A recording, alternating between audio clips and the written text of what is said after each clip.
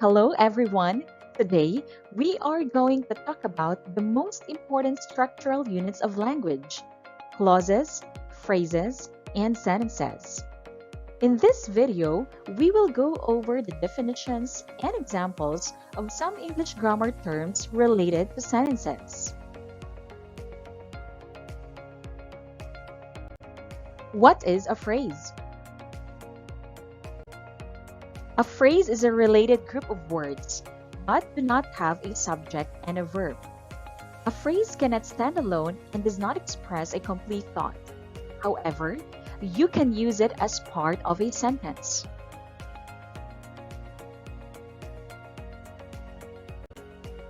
There are different types of phrases. The first one is noun phrase. This acts as a noun in a sentence. For example, Noel and Kiera. Second is verb phrase. This contains a main verb and one or more helping verb. These two will have a link that connects them together. For example, will be running. Third is prepositional phrase. This begins with a preposition. In the kitchen.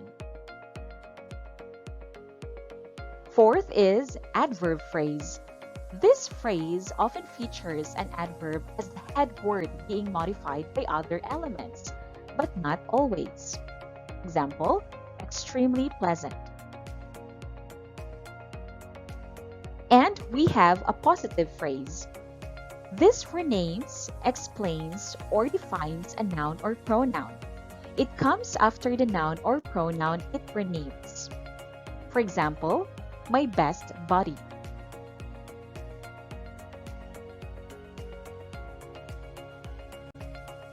What is a clause?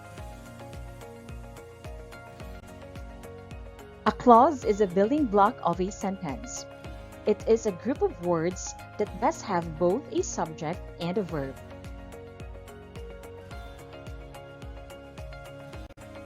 There are two types of clauses: independent clause or main clause, dependent clause or subordinate clause.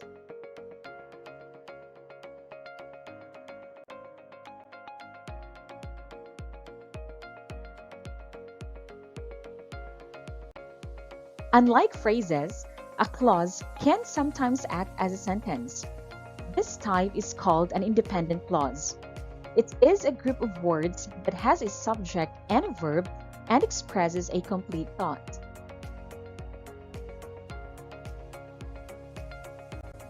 Let us study this example. The frog jumped into the pond. This sentence contains the subject frog and the verb jumped. It also expresses a complete thought. Therefore, this example is an independent clause.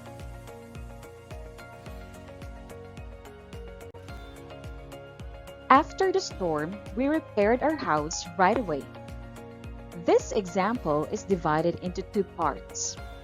The first part is after the storm. The second part is we repaired our house right away. The second part has the subject we and the verb repaired. If you notice, this part expresses a complete thought and can stand alone. Therefore, this is an independent clause.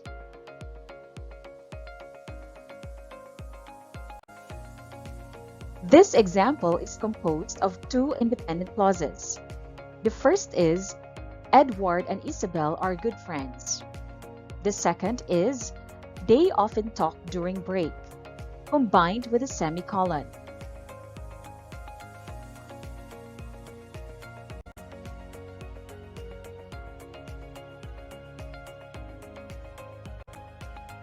Some clauses are dependent, meaning they cannot stand alone. They do have a subject and a verb, but they do not express a complete thought. They need to be used with an independent clause to complete their meaning.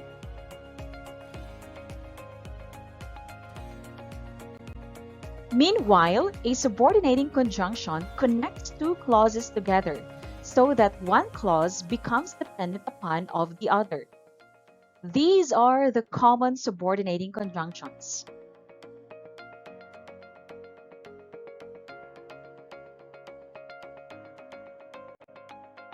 Sometimes a dependent clause comes at the beginning of a sentence. Look at the examples. Although he is thin, he is very strong. When spring arrives, the flowers bloom. The subordinating conjunctions used in these sentences are although and when. Each conjunction introduces a group of words that needs an independent clause to complete its meaning.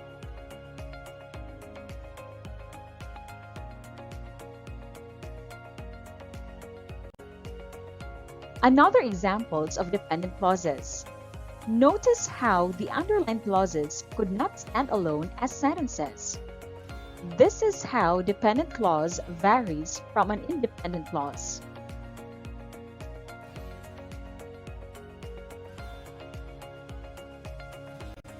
What is a sentence?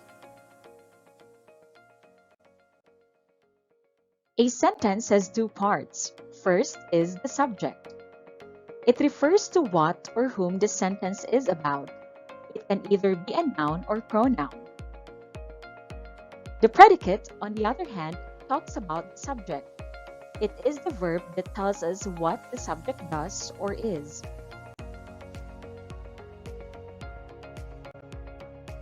My friend speaks Spanish. All the words in the subject part make up the complete subject. However, all the words in the predicate part make up the complete predicate. The main word in the complete subject is called simple subject.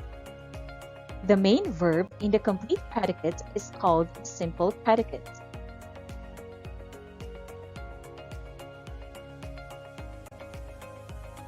There is an apparent exception to this. When someone gives a command, they do not use a subject. For an imperative sentence, the subject is not directly stated.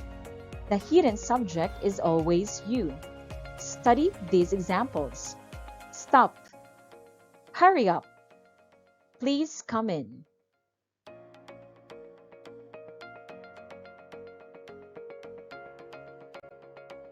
Please take note that a sentence begins with a capital letter, ends with a period, question mark, or an exclamation mark.